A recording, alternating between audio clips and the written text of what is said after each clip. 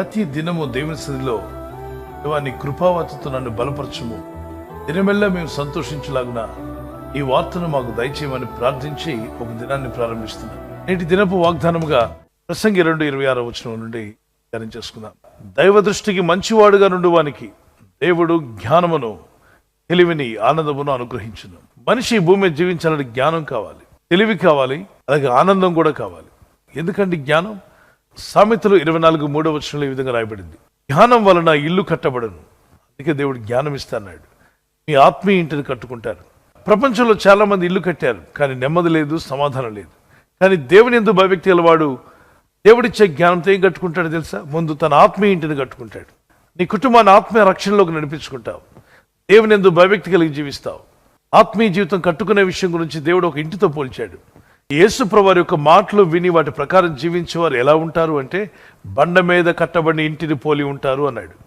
బండను తవ్వి పునాది వేసి ఒక్కొక్క రాయి తర్వాత రాయి వేస్తూ ఆ రాయితో వేయబడిన పునాది మీద కట్టబడిన ఇల్లే దేవుని వాక్యానుసారంగా జీవిస్తున్న వ్యక్తి. ఈ దైవ జ్ఞానము మిమ్మల్ని రక్షణలోనికి, దేవుని పరిశుద్ధతలోనికి, దేవునితో నడిచే కృపలోనికి నడిపిస్తుంది. అందుకే దేవునికి ఇష్టలుగా మీరు జీవించడం వల్ల దైవ జ్ఞానం మీలోకి రిలీజ్ అవుతుంది, మీ పిల్లల్లోకి రిలీజ్ అవుతుంది. ఈరోజు మా పిల్లలకు జ్ఞానం లేదంటున్నావా? దేవుడు తప్పక ఇస్తాడు. సొలొమోను అడిగినప్పుడు దేవుడు జ్ఞానం ఇచ్చాడు. యాకోబు 1:5 దేవుడిని అడుగు వారికి ఆయన ధారాళంగా జ్ఞానం దయచేస్తాడు. కనుక దేవునికి ఇష్టలుగా జీవించడం వల్ల వెండి బంగారంలో కన్నా విలువైన అద్భుతమైనది దేవుడు మనకి ఇస్తాడు, అదే జ్ఞానం. ఈ భూయాత్రా కాలంలో, ఈ విశ్వాస యాత్రలో తెలివి ఎంతైనా అవసరం. ఇతరులను మోసం చేసే తెలివితేటలు మనకు అక్కర్లా, అవి సాతాను సంబంధమైనవి. దేవుడు అనుగ్రహించే తెలివి మిమ్మల్ని స్థిరపరుస్తుంది, బలపరుస్తుంది. తెలివి లేకపోతే ఈ లోకం మనల్ని మోసం చేస్తుంది. అడవి మృగాలతో అడవులు నిండిపోతే క్రూర మృగాల కన్నా భయంకరమైన వారితో ఈ లోకం నిండిపోయింది. తెలివి లేని వారిని, అమాయకులను దోచుకోవడానికి ఎంతోమంది ఎదురు చూస్తున్నారు. వారి చేతుల్లో పడకుండా మిమ్మల్ని దేవుడు తప్పించునుగాక.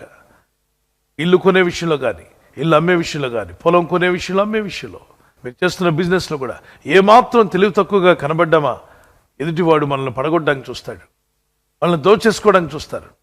ఆ క్రూరుల చేతిలో పడకుండా తప్పించబడాలంటే మనకు తెలివి కావాలి. ఒక కీర్తన పాడుకుందాం.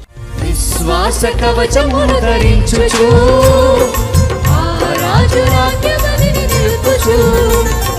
విశ్వాస కవచమును ధరించుచు ఆ రాజు రాజ్యమదిని నిలుపుచు అనుదినంబు శక్తిని పొందుచున్న వారమై, అనుదినంబు శక్తిని పొందుచున్న వారమై, యేసుతో టీవిగాను ఎడలను, యేసుతో టీవిగాను పోదమా, అడ్డుగా వచ్చు వైరి గెల్వను, యుద్ధనారముతో పోదమా.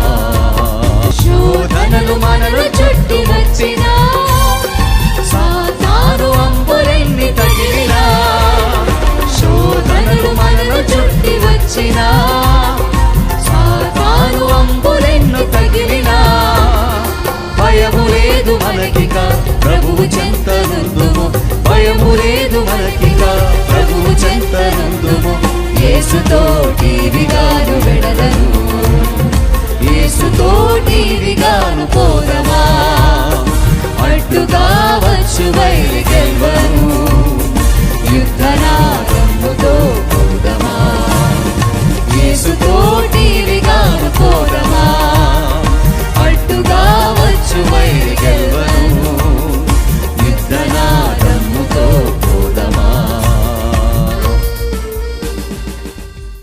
అయితే మనం దేవుని దృష్టికి ఇష్టలుగా జీవిస్తే దేవుడు ఉచితంగా ఇస్తాడు జ్ఞానము, తెలివి, ఆనందము. ఈ ఆనందం దేనికి సంబంధించింది? దేవుని యందు భయభక్తి గల వారికి దేవుడు రక్షణానందం ఇస్తాడు. ప్రపంచంలో ధనఘనత కలిగిన వారు, మిలియనియర్స్, ట్రిలియనియర్స్, మనశ్శాంతి లేని వారు చాలా మంది ఉన్నారు. నెమ్మది లేకుండా జీవిస్తున్న వారు ఎంతోమంది ఉన్నారు. వారి జీవితంలో రక్షణ ఆనందం కొదువైంది. ఈ లోకంలో కొందరు జ్ఞానులు అనుకుంటున్నారు, కానీ వారిలో ఆనందం లేదు. కొందరు తెలివైన వారు అనుకుంటున్నారు, కానీ మనశ్శాంతి లేదు. నువ్వు జ్ఞానివైనా, తెలివైన వ్యక్తివైనా నీలో రక్షణ ఆనందం ఉందా లేదా అని బైబిల్ ప్రశ్నిస్తుంది. రక్షణ ఆనందం లేకపోతే నువ్వు దేవునికి ఇష్టడుగా లేవని దాని అర్థం. ఒక తెలియని ఆనందం నీ హృదయంలో ఉంటుంది.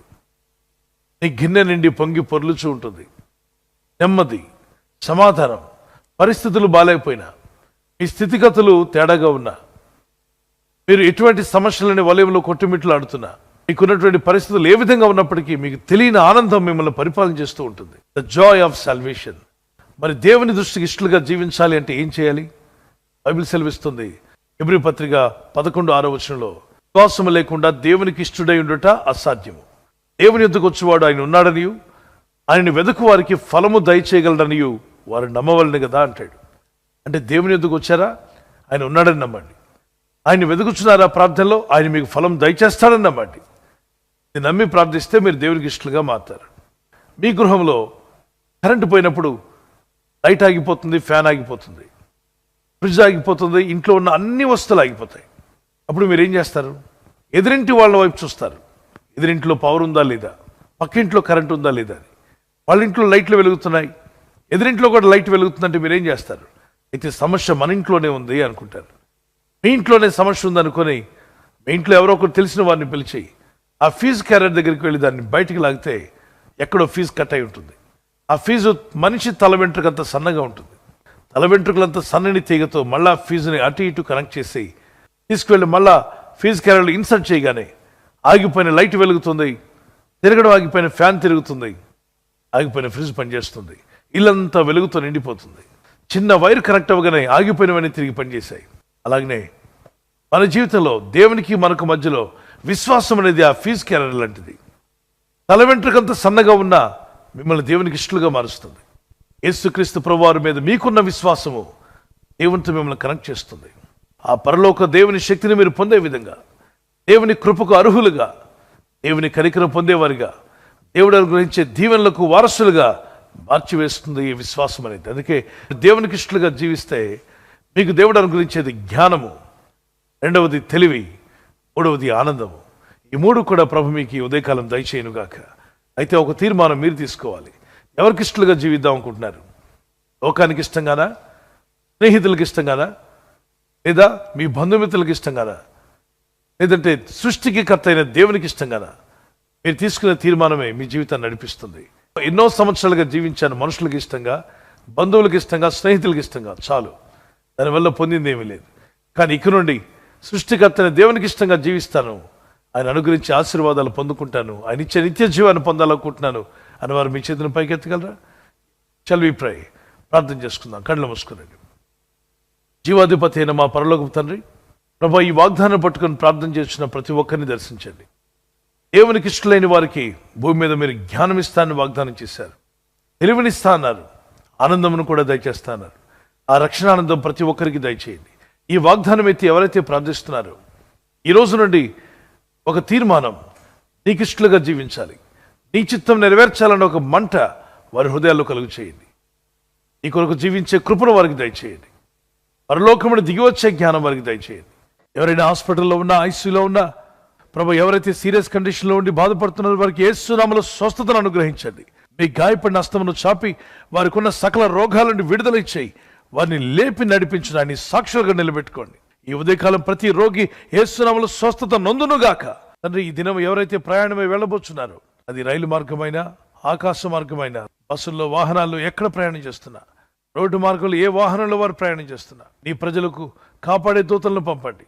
ఉదయం బయలుదేరి సాయంకాలం ఇంటికి వచ్చేంత వరకు నీ కాపుదల, కాపాడే దూతల యొక్క సహాయము నీ ప్రజలకు దయచేయమని అడుగుతున్నాను. ఈరోజు ప్రార్థించి ప్రయత్నించబోతున్న శంకుస్థాపన అయిన, గృహప్రవేశమైన, ఒక బిజినెస్ ప్రారంభిస్తున్నా, ఉద్యోగ ప్రారంభానికి వెళ్తున్నా, ఒక మంచి కార్యక్రమాన్ని ప్రారంభిస్తుండగా, నేను వారి బిడ్డల వివాహం కొరకు ప్రయత్నాలు చేస్తుండగా, వారు చేస్తున్న ప్రయత్నాలు ఫలించలాగున మీ దూతలకు ఆజ్ఞాపించండి. జ్ఞానమును, తెలివిని, రక్షణానందమును అనుగ్రహించి మీ సాక్షులుగా నిలబెట్టి వాడుకోమని నజరేయుడైన యేసుక్రీస్తు పరిశుద్ధ నామములో అడిగి వేడుకొనుచున్నాను నా పరలోకపు తండ్రి.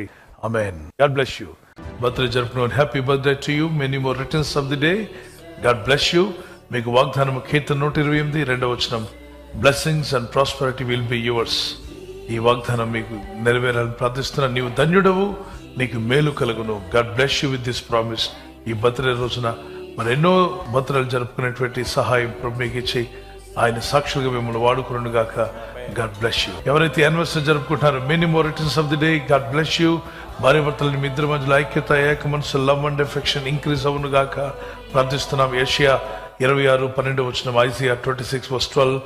Lord have also done all our works in us. నీవు మా పక్షము నుండి మా పనులన్నిటినీ సఫలపరచదు.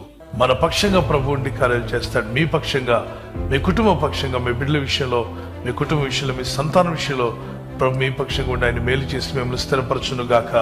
ఆమేన్. ఈ వాగ్దానాన్ని అందరికీ షేర్ చేయండి.